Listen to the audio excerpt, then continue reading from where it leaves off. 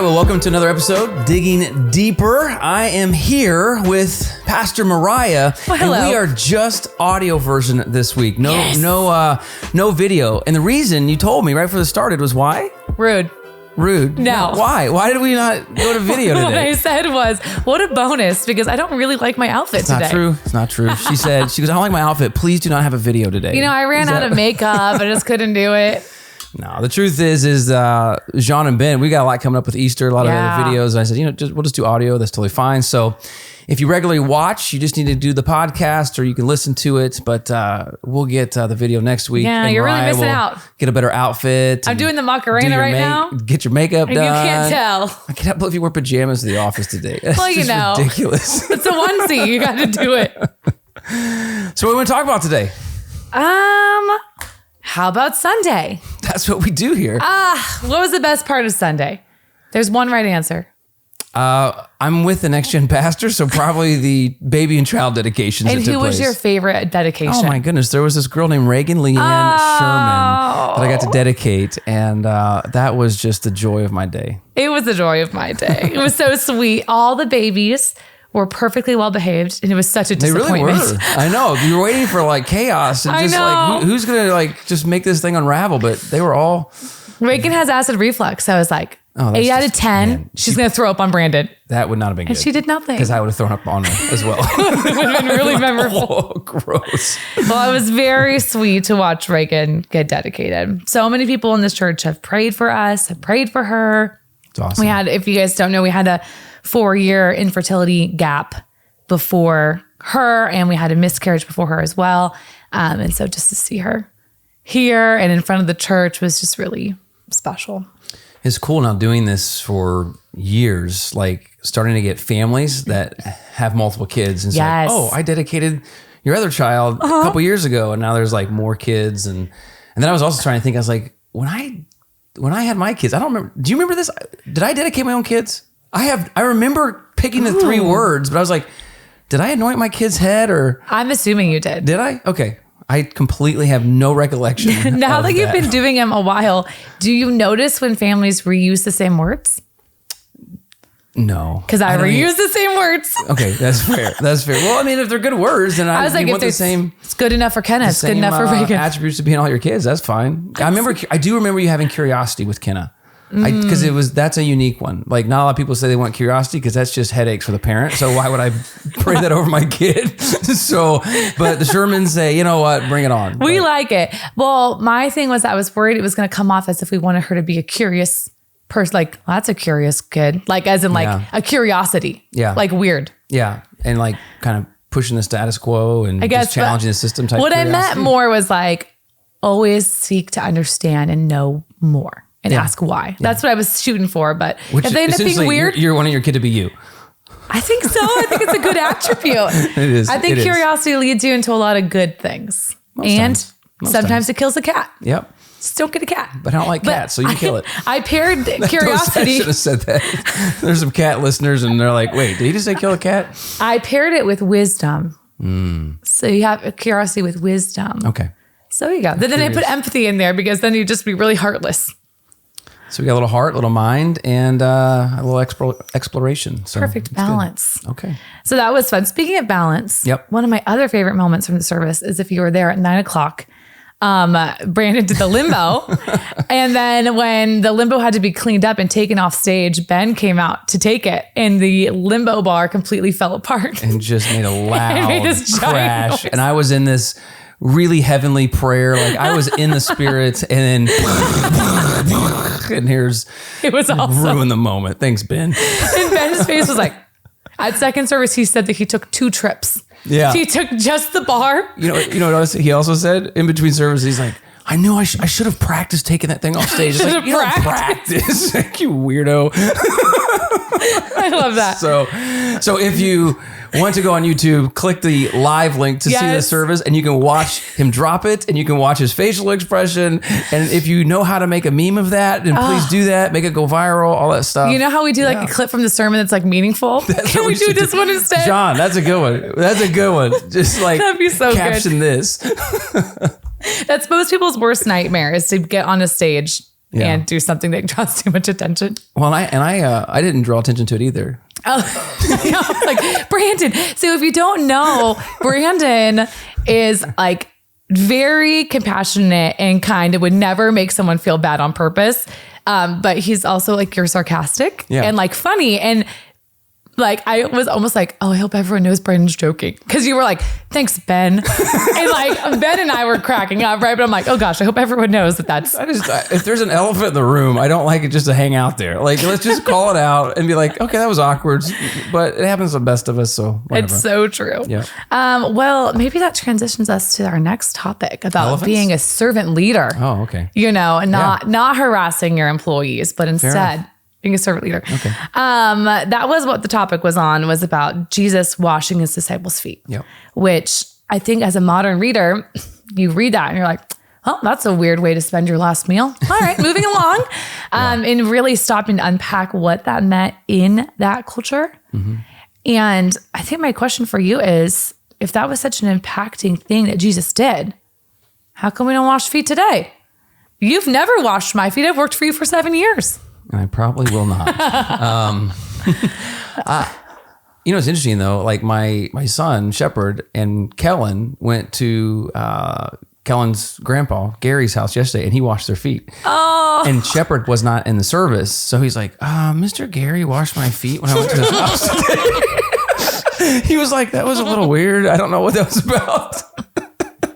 So I think that just goes to show. I love Gary. I know Gary's amazing, but I think that just goes to show a part of why we do it. There's a cultural context to it. Like Jesus was taking something in their society that they understood the meaning of it and displaying, this is what I want you to do in whatever context you are. Is to not put yourself at a position that's above someone else, that a task that you're not better than, but you would be willing to stoop to the lowest levels ultimately to give dignity and elevate people upward. And just in our culture right now, like now, honestly, if you go, I referenced I was in Turkey last week, and the bus that I was on was a lot of Indians, and they still have foot washing aspects in their culture. So that is something that is way more practiced in the Eastern world. But a lot of that's just because they still are wearing sandals all the time, and they're still, they have servants and all this. And the part of that's demented because of caste system and all that. But I think it's cultural context is why we don't practice it as much today. But there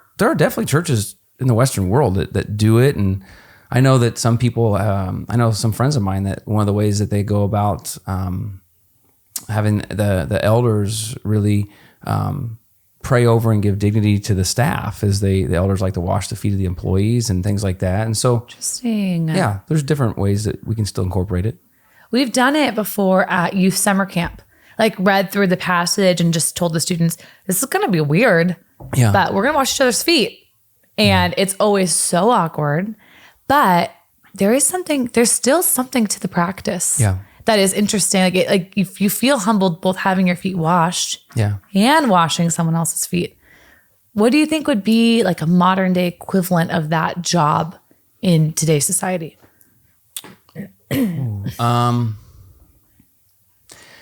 If you asked me that question a long time ago, I would have told you like maybe like a garbage man. But you make a lot of money in the garbage industry. So now that I've come to know that, I'm like, I'd be a garbage man. I used to say, I want to be a garbage man when I grew up. And I'm like, that's great. You'll get a pension. And I don't know. I would say, that's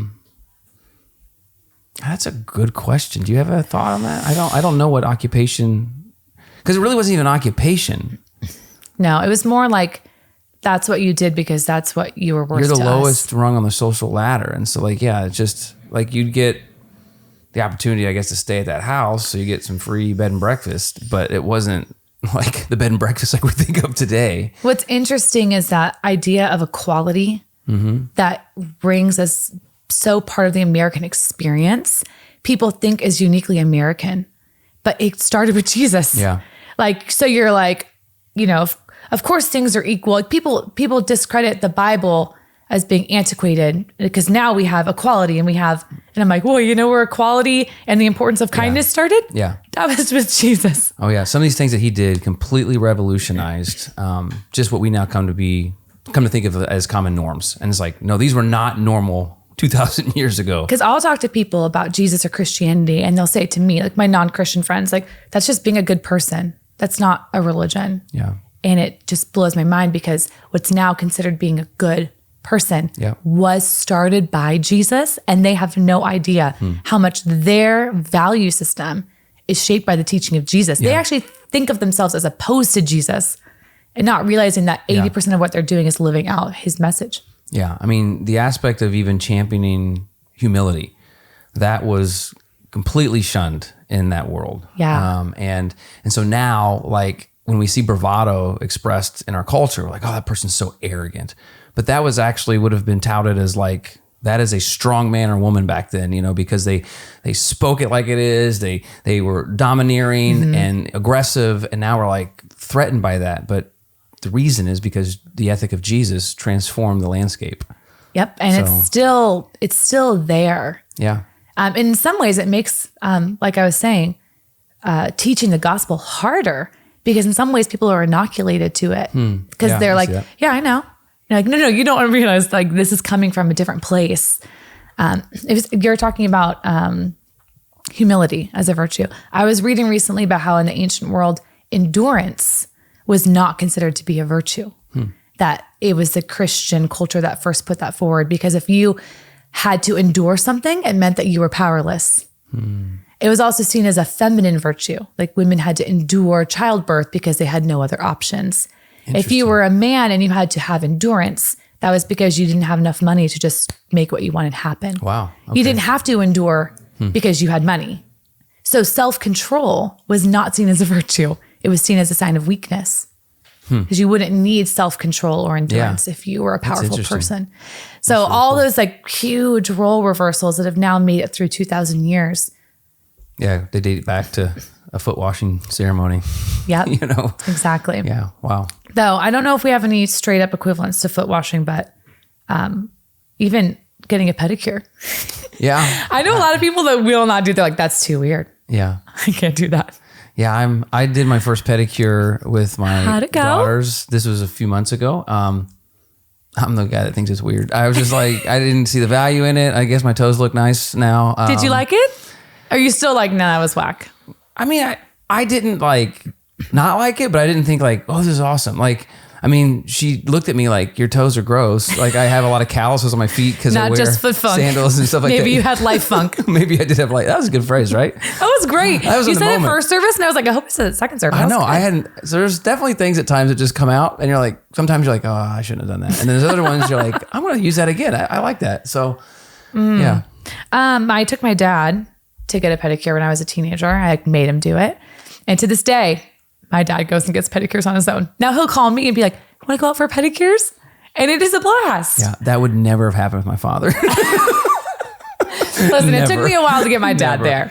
I don't know if my dad would have went with my sister or not. I don't know. That's interesting. We did get Lee to go finally.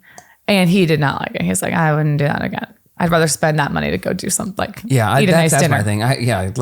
Jean and I go Chipotle, right? Yep. Something like that. So I'm good. However, when I was pregnant, I was like, I can't touch my feet anymore. I need some help.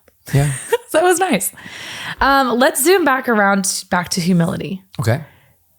How do you think the Instagram culture and humility collide? Because a lot of times there is a stream of our society in which doing good deeds is like a boost. Yeah. Like, does it take away from the goodness of the deed if you follow yourself around with Instagram and make a reel about it? Or is that inspiring others to do good in Jesus' name as well? Man, that's hard, because both those scenarios, like, to inspire other people to do good deeds, I mean, I would want to do that, right? And that is the medium to which we get the message out oftentimes in our world today is through social media and Instagram. I just think the heart posture is what Jesus looks at. And I can't speak to people's motives. Like, I tend to believe most people don't post to inspire others to do good as much as, look at me, I am doing good. And that heart posture, I think, is like when Jesus talks about, like, let your deeds go unseen and you'll get applause in heaven versus, okay, cool, you got the applause here on earth, so there's your reward. So it's really hard to speak to because I don't know the motive of each person's heart. I know. And I had a Facebook memory come up last week for our first one meal when we were packing 200-something thousand meals for kids, and I was doing like a Facebook Live from the church, and I watched it, and I asked that question. I was like, "What's the motive here, Brandon? Like when you were filming this?" And honestly, I can tell you, it was because I wanted people to see that our church does good things. And I wanted people to see our church does good things because I do know that there's a reputation or a stereotype of church that they're all about themselves. And so I wanted to have people see that we canceled a regular worship service to try to think of others. But it also was to build our church's reputation. So it was just so messy. And is a good reputation a good thing? Yeah. Like it. I want Jesus' church and bride to have a good reputation.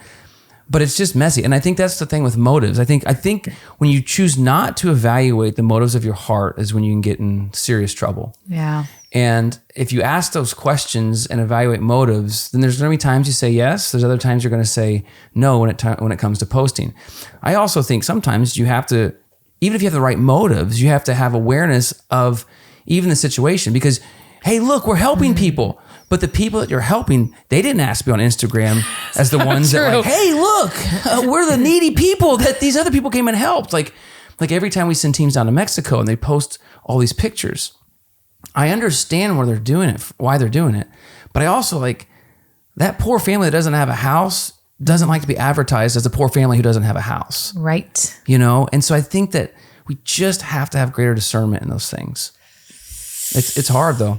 Yeah, we're doing a study in our life group, and this week I was talking about poverty of like physical items, like, like someone we may have in Mexico, but then talking about how in America, we're suffering greatly from poverty, but it's poverty of connection, poverty of relationship that people in other parts of the world have in spades, and they are sad for us for the way that we live and how dangerous it can be going down to help relieve poverty of someone else without realizing that they're rich in something that you're impoverished in. Yeah. And like, it's a two-way street. Yep. That's a good, and how twisted up humility gets when you think it's one direction. Yeah. Like there was there's a story, a famous story there when it was like with David and Goliath, right? So, and I remember a year or two ago wrestling with this idea of motives. And I'd never seen this in the passage. And the person that pointed out, I was like, no kidding. I didn't see it because I want to do things from a pure heart. But I don't know if it's possible because there's so many different motives. So true. But with David and Goliath, what's interesting, right? We tell this story of this shepherd boy who comes and sees that the entire Israel army is afraid by this Philistine giant. And so he says, how dare that giant, threaten my God? And so he says, I'm going to go out there. And, he doesn't even use Saul's armor. And then he gets his own, weaponry, and he has a sling and a stone, and he jacks the giant between the eyes and he falls dead.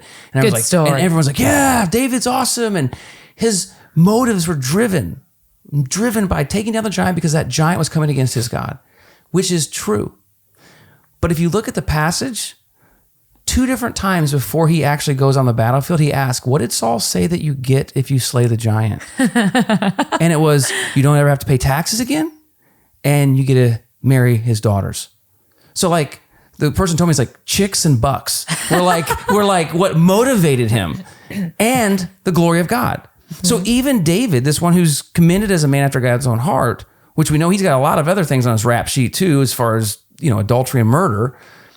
He himself, in one of the moments that we tout him as having this awesome set of motives to stand up, to avenge and to stand up for his God, there was some convolution there too. Like, oh, don't have to pay taxes. No kidding. That sounds good. And marry into the royal family. Yes. Like, so I think for us in life, you have to have awareness of motive and ask the questions and consecrate it for God regularly versus just move in to whatever situation and think that I just have purity of heart. Because generally there's a lot going on underneath the surface.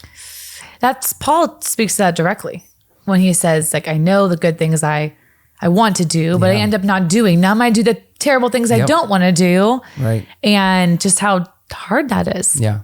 Yeah. I mean, even Like I rarely have like a mixed motive of like, wow, I think I can get some money and I could do this good thing. But for me, my motives are usually driven by what can I do that will be the right thing so that I won't offend anybody, I won't hurt anybody. Like there's always a mixed flip side of that coin is like, I want to be safe and good. I mean, even last night we were meeting with the small groups, and I mean, there's so many things. We were talking about money and finances, and a majority of most churches' income comes in December. And you know why? And you know the answer to this. Taxes. It's a tax incentive. Not that it's not generous. And, however, there's both motives going on there. And trust me, as the pastor of the church, and we get the benefit of that. It's like, I'm okay with your convoluted motives there, because that benefits the kingdom and impact other people. But there's also not like this purity of heart fully, because you're like, well, I need to reduce my taxable income, so that's why I'm giving. Versus, I want to give for the glory of God and give of my first and see the kingdom expand. So like, you just have to be aware of motive and at least wrestle with it. That wrestle, when the wrestle's gone in either direction, I think that's a flag. I would agree. Where you're like, no, I think I'm totally good on motives here. No wrestle. Or, whatever, it'll look good when I do this. Yep. I think you're totally on right there. Yep. About motives and running things, you talked about servant leadership, and Jesus had his disciples, his 12 and probably more. I mean, we learned there's lots of disciples that were there during those times. He's running an organization. You also run an organization that started out, as you and 2 people, in a moving truck to San Diego. But, 10 years we're coming up on now, and the church is running an over $1 million budget, and now you're running an organization. Yeah. So what does that look like to be a servant leader, but also a responsible steward of a lot of money, a lot of people? Like, how do you balance that to go? Goodness. One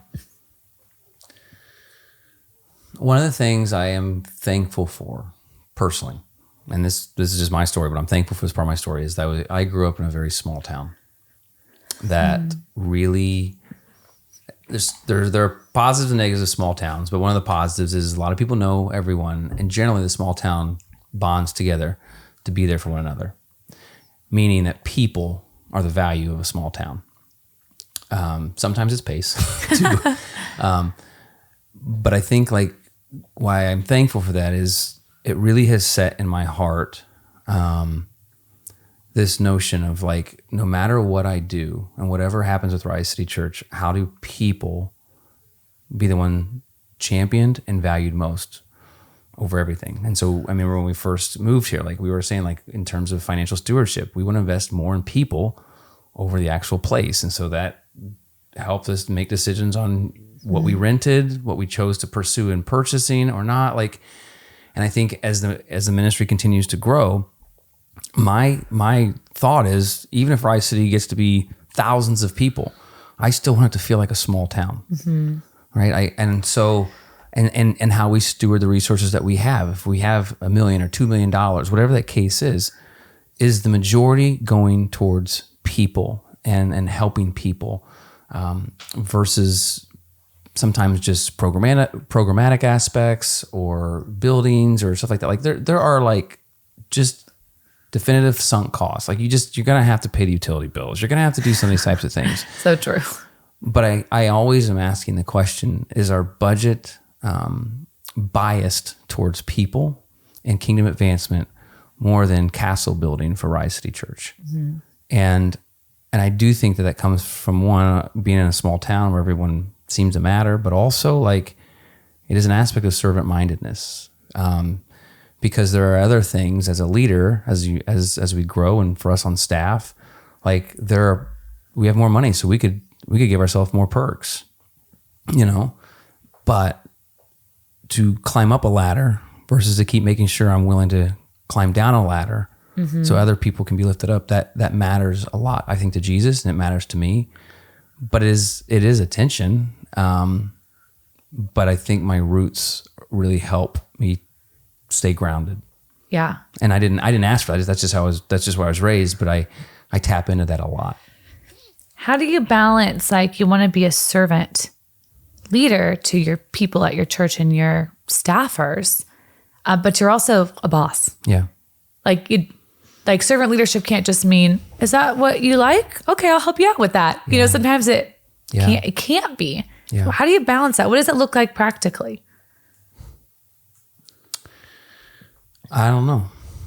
I'll probably try to still figure that out. Like, it's probably a blind spot that I have in terms of, I don't see myself as a boss. Right. I see myself as one of all, not the one for all. You know, like and so to me, I want to be the same man that I am on stage, that I am in the lobby, that I am in my household, that I am in the office. And in those situations, for me, being a servant leader is me being willing to get in the trenches with the people around me, to help people when they have a time of need, to speak truth, and times that accountability needs to be present. But I think that that's easier for me to say that because I'm in the top position. You know, so I can do that, but I don't know if sometimes like you or other employees or even for the sake of my family, maybe my kids, they think, well, I still see you as boss or dad as the authority. And so it's not interpreted through a servant-minded lens as much as it is like, so I think that's messy. But that's a hard one. It is hard. It reminds me when you were talking yesterday, the analogy you made about Jesus being the most important person in the room. Yeah. I had never really considered that angle, but it really struck me how each of us are the most important person in a room at some point. Yeah. Not in God's eyes, but in the eyes of those around us, whether or not that they should feel that way or shouldn't feel that way. Yeah. I think we're so often unaware that we're the most quote unquote powerful person in the room. And we may accidentally steward that badly because of lack of awareness, because we see ourselves as one of the crowd. Yeah. You know, but for you, you know, you might see yourself as just one of everybody, but everyone in that room is thinking, that's my pastor. Yeah. Yeah. So what you say as like an offhand joke that, you know, if Bobby said it, it'd be funny. You say it and it's like, well, this is what Brandon said about me. Yeah. Like, whoo, how hard is that? I mean, it's hard. And there's also a part of it, like, I have to be aware of it, like you're saying, but I can't control all those things either. True. And so I have to, in those moments, that's an aspect of probably trust and faith in me, of saying, Lord, I hope my heart's in the right place. You know, the desires of my heart. I'm trying to please you, ultimately, the Lord. And I hand this to you. And I hope by your Spirit, you'd help people give me the benefit of the doubt or understand I'm joking or whatever the case may be in those situations. But that doesn't always happen. But I also think that I have to be attentive if someone interprets something a certain way because of my position. I can't be like, oh, that's stupid. Right. I have to be a part of being a servant-minded person is listening to how what I said or what I did impacted them. Even if it wasn't the way I wanted, I still need to hear it so I can learn from it or make things right. And I think having the willingness to constantly evaluate and apologize are key elements of servant-mindedness. Like if you're not evaluating what you did, why you did it, what you said, how you said it, and being willing at times to say, I'm sorry, and saying sorry, even if you didn't mean to, but the other person somehow like... They interpreted it in that way and it hurt them as if it was real. Yeah. And I'm deeply sorry for that. And I didn't take in consideration just my role and how that may have been heard or perceived. So I can say, thank you for helping me be aware of that. And I'm sorry about that. Yeah. And that's an aspect, I think, of humility, like of trying to go low, even when I feel justified, like, I didn't mean it like that. You know? So. I think we all experience that in other relationships. Like as a grown woman, I hear lots of other grown women say, my mom said this. Can you believe it? Well, it's because their mom said that. Yeah. Now, if their friend had been like, hey, your kids run around like crazy, they'd be like, yeah, they're boys. But your mom says, hey, your kids run around like crazy. And you're like, she's always judging me. You know, like it hits different. Yeah, it does. You know, depending on the relationship. And so true. It struck me as a mom that whenever I'm in the room with my kid and I think we're just having a good time, I'm their mom in their eyes. Yeah. Like I'm always a disproportionately powerful person in the room with them. You know, when I lose my temper with my kids, to me, it's a moment of losing my temper. Yeah. But in their eyes, it's a really scary moment. Yeah. You know, the person who has the most power over them in the entire world seems to be out of control emotionally. Yep. So it's a weird combo because we learn here, Jesus is showing us no one's better than anybody else. Yet in the world actually playing out, there's perceived power differentials going on all the time. Yeah. And we'll maybe finish with this because we're getting out of time, but like going back to motives, knowing that humility is the currency that people actually open themselves up to vulnerability. Yeah. I can extort looking humble for the sake of gaining power. Yeah. Now, that sounds terrible for me to admit as a pastor. I'm just saying I'm aware of that. Like, I can do the humble thing knowing that that's actually going to help people trust me more, which then actually in turn gives me more power to carry out my agenda.